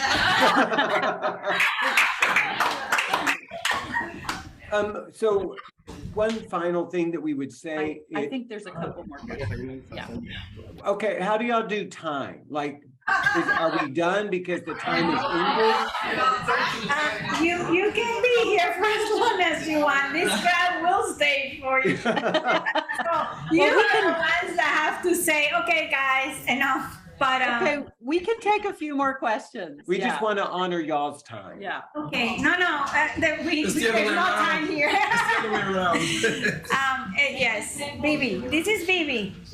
Hi, so I was ready to check out already, like leave, escape.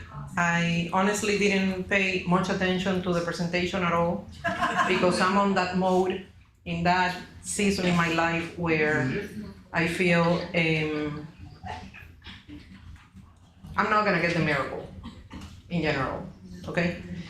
But I just have a question. Something interesting happened at break. Someone came to me and told me, you remind me of a student that I have, and he's being diagnosed with confrontative something, right? So what came to me is I've been given so many labels, like people couldn't figure me out. I've been in therapy forever. Actually, I stopped already. But for years, they couldn't get the right diagnosis. And I'm talking the subject of being understood. Mm-hmm. I don't think my parents could never understand me. They couldn't cope with me, I guess, because I blocked my childhood. I know nothing about my existence before 9. And basically, I had no identity, so I decided to wear the labels and use that to impress people, to get attention. Until I started realizing, okay, it's not too good to have the labels. They all suck anyway. So at my core, I guess I feel defective somehow. And so it's interesting, this person tells me this, and then I go to get some coffee, and another person in this same group tells me, you remind me of one of my sisters, that she is so genuine and truthful and spontaneous. Actually, the exact opposite. The other thing was a criticism in my head. The second one was a praise. I hold on to the criticism more than the praise. You can tell me 90 good things, and then you say one bad thing, and I will tattoo that in my heart somehow. So I don't even know that it is a question. You're the expert. I have lost a lot of hope, honestly, to be honest with you. My point is, I don't want to have a desire because expectations are premeditated resentments. If I don't expect, I won't get let down. But then I live a life that is very anorexic in every area of my life. You know, I hassle the hell out of everything. I'm incredibly controlling. And it's something that I don't plan, it's just how I roll. Always trying to prove that I'm good somehow. But it never, I never can achieve it. I am an architect, and when I decided to become an architect, it's really hard to get that career. You have to go through 9 exams back then, whatever, I achieved it.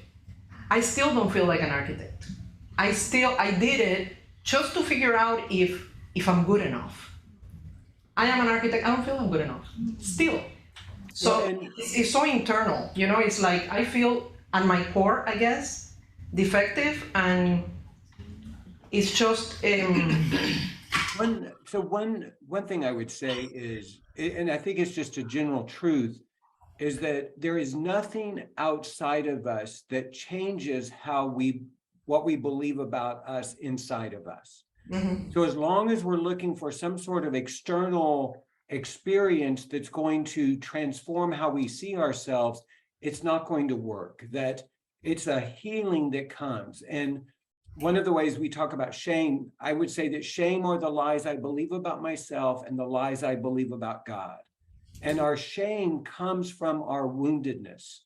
I often say when we were born, when we were young children, we loved who we were, and we had to be taught our insecurities and our shame through criticism and rejection and judgment. So part of this work is healing the old wounds, because the old wounds hold us hostage to the lies. And so allowing ourselves to live in the truth. And, Beth has already kind of alluded to this, but one of the principles is I can be content with where I am. And in fact, there's a tension that I think is important for emotional and spiritual health. I can be content with where I am, and at the same time, I desire more. Because if I'm content with where I am, but I don't desire more, that can become complacency and apathy. But if I desire more and I don't know how to be content with where I am, I will have a life of disappointment and frustration. Mm-hmm. And so even in the midst of the chaos, even in the midst of the pain, to be able to say, I'm content and I can live in the truth of who I am and who God is, and I can also desire more for my life. But ultimately, it's not about thinking your way to something new. It is this internal healing that allows something new. How the hell do you do that? Okay. Because trust me, I've tried everything. You know what's true is we do it in community. We cannot do it alone. And this is part of the chaos. Only pain that is experienced can be healed. And we live in a culture that tells us that pain can be avoided, and avoiding pain is actually the goal. I once was asked to speak, and kind of the topic was what creates an addiction culture. And I think what they were expecting was the addiction culture comes from when there's access, both access and excess. But the reality is the addiction culture occurs anytime we live in a culture that tells us that pain can be avoided. There is pain, and pain acknowledged can be healed. And we do that in the context of community that reminds us of the truth. Truth is what is healing, the truth of who we are and the truth of who God is. The challenge is many of us, though, in the context of the church, we've been taught things about God that I don't think actually represent the truth of God. And that is part of what creates chaos. Is there anything? Thank you. I think that's good.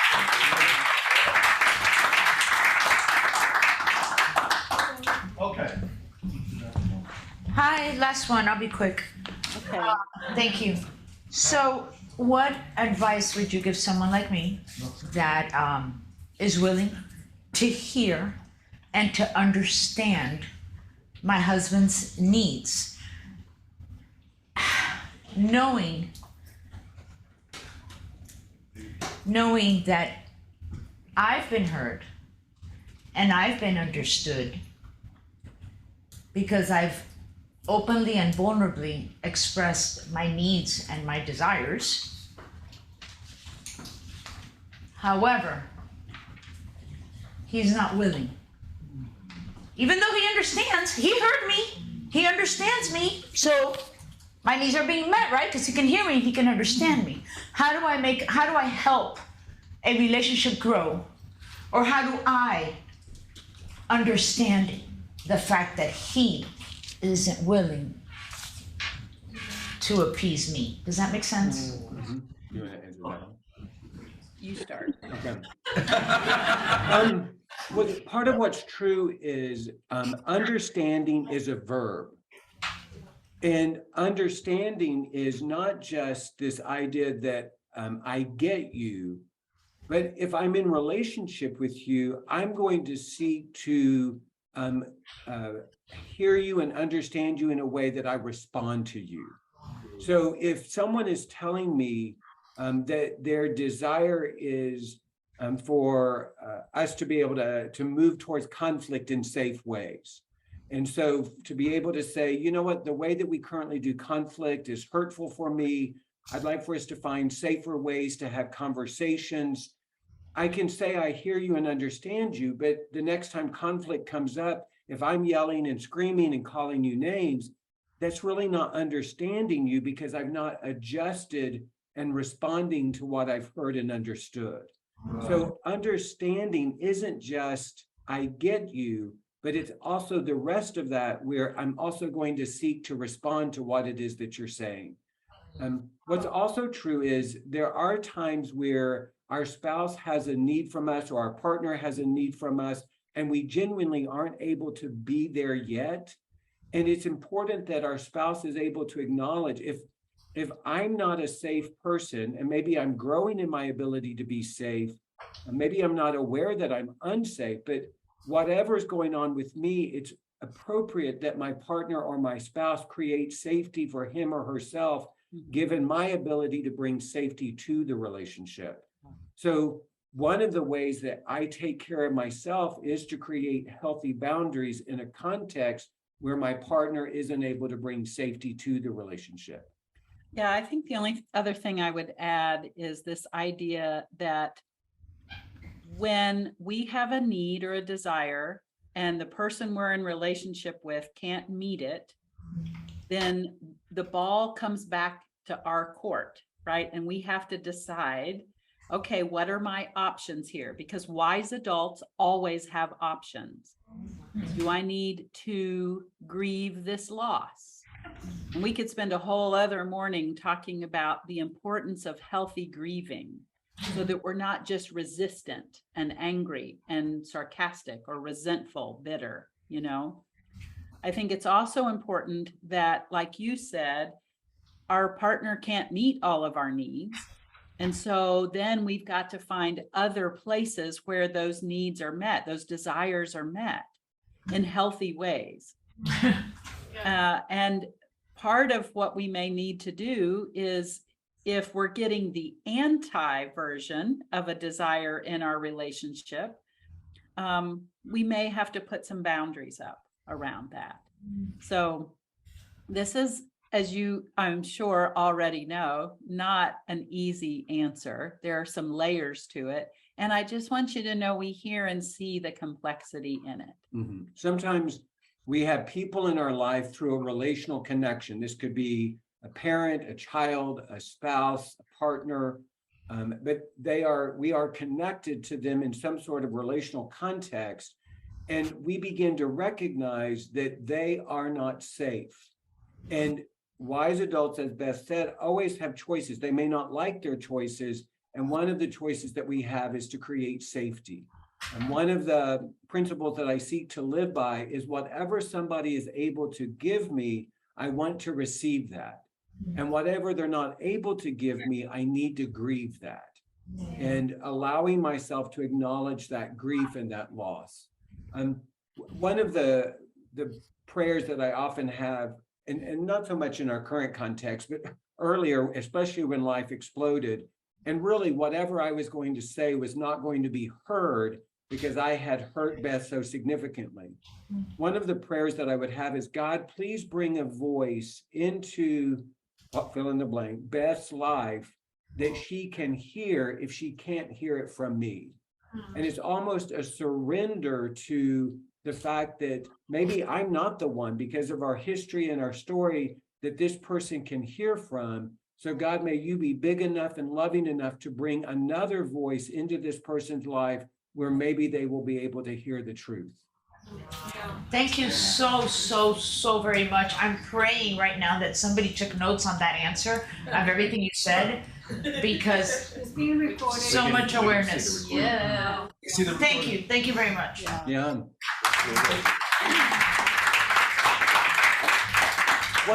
One thing I would just say, we identified this as a source, but Beth has also written a book, and the book is What Loss Can Teach Us. And she made reference, we could spend the entire morning just on that topic of grief, but that is a great resource. She makes reference to our relationship and the relational betrayal, but it's not just about that. It's about any type of grief and loss that somebody might be experiencing, but especially for those of you that have experienced relational betrayal, I think the resource can be incredibly helpful to give you space to acknowledge the grief and the loss and also provide hope. One other thing, just, it's been alluded to, but Faithful and True focuses specifically on men who are struggling with some sort of sexual compulsivity or their sexual choices have hurt other people. And we do a workshop every month. So if that's something that would be helpful to you, be sure and let us know. But we also do a workshop for wives. Beth and Deb Laaser lead that workshop.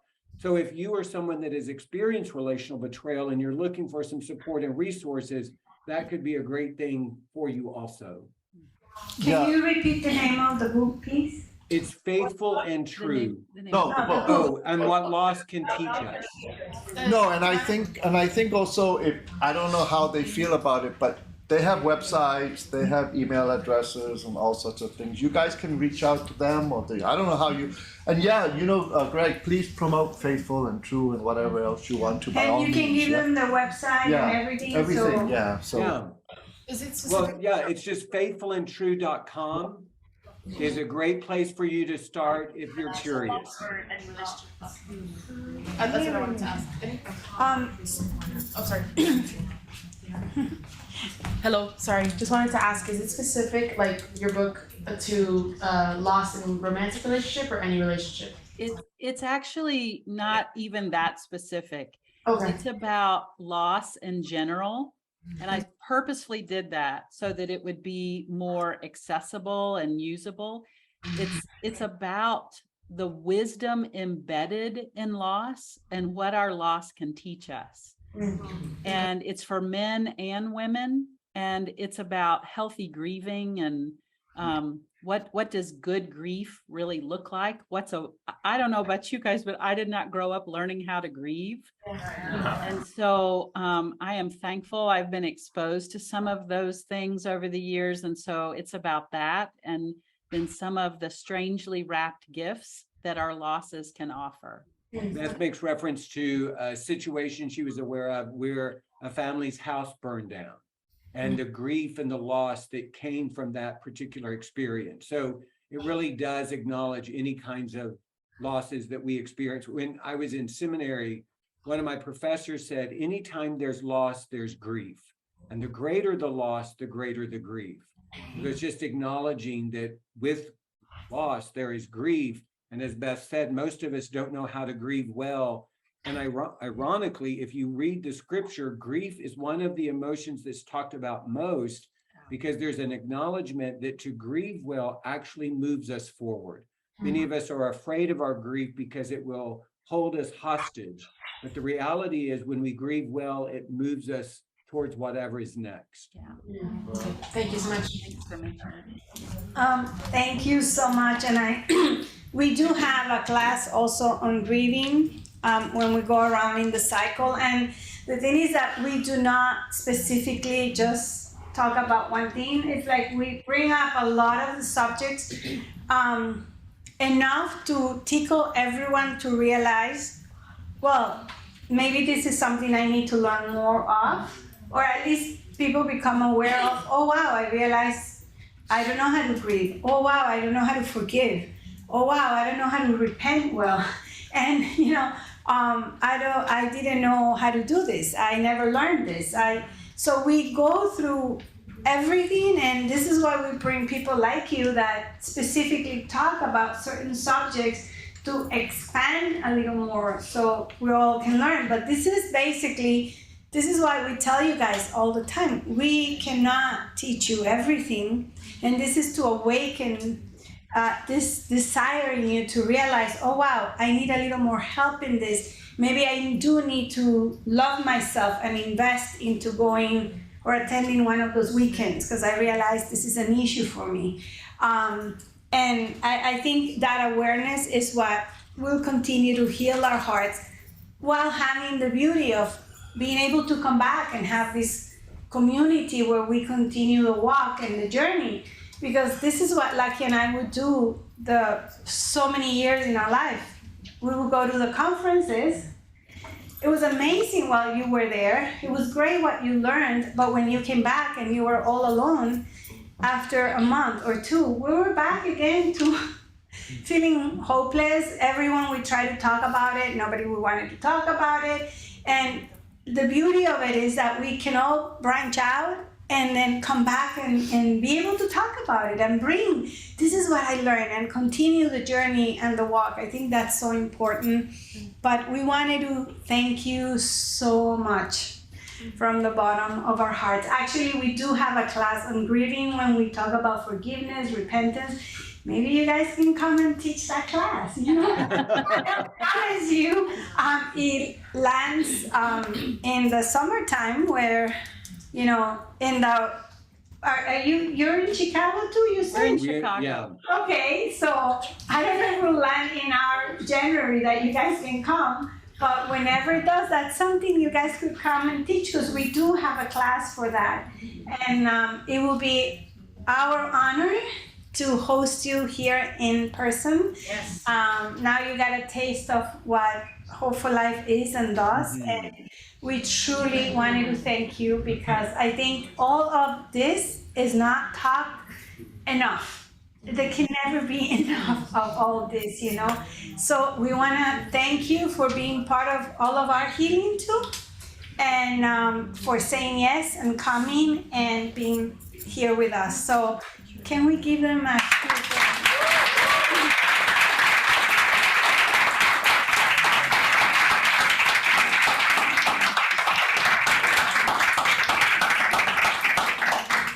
So thank you. Have a wonderful rest of the weekend, and know that you're welcome anytime. All right. Well, Thank you very you guys much. clearly have a beautiful community. And thanks for including us in it this morning. Thank you. Thank you for being here. God bless you, and God bless you. take care. Thank you. Give our love and regards to Debbie, please. We would have We loved sure will. Yeah. Bye. Okay, bye, everybody. Guys, thank you for being here. As you all know, the 7 Desires is one of the blueprints of Hope4Life. So we're very excited that,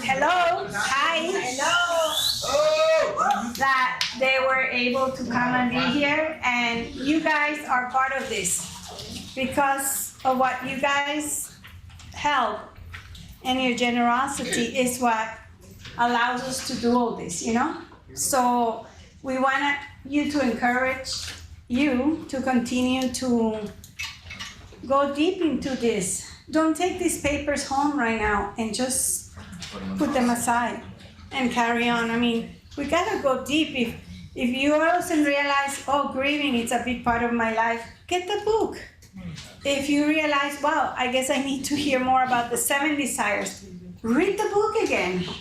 You know, today, if you read it last year, today, you're gonna read it with new eyes. Yes.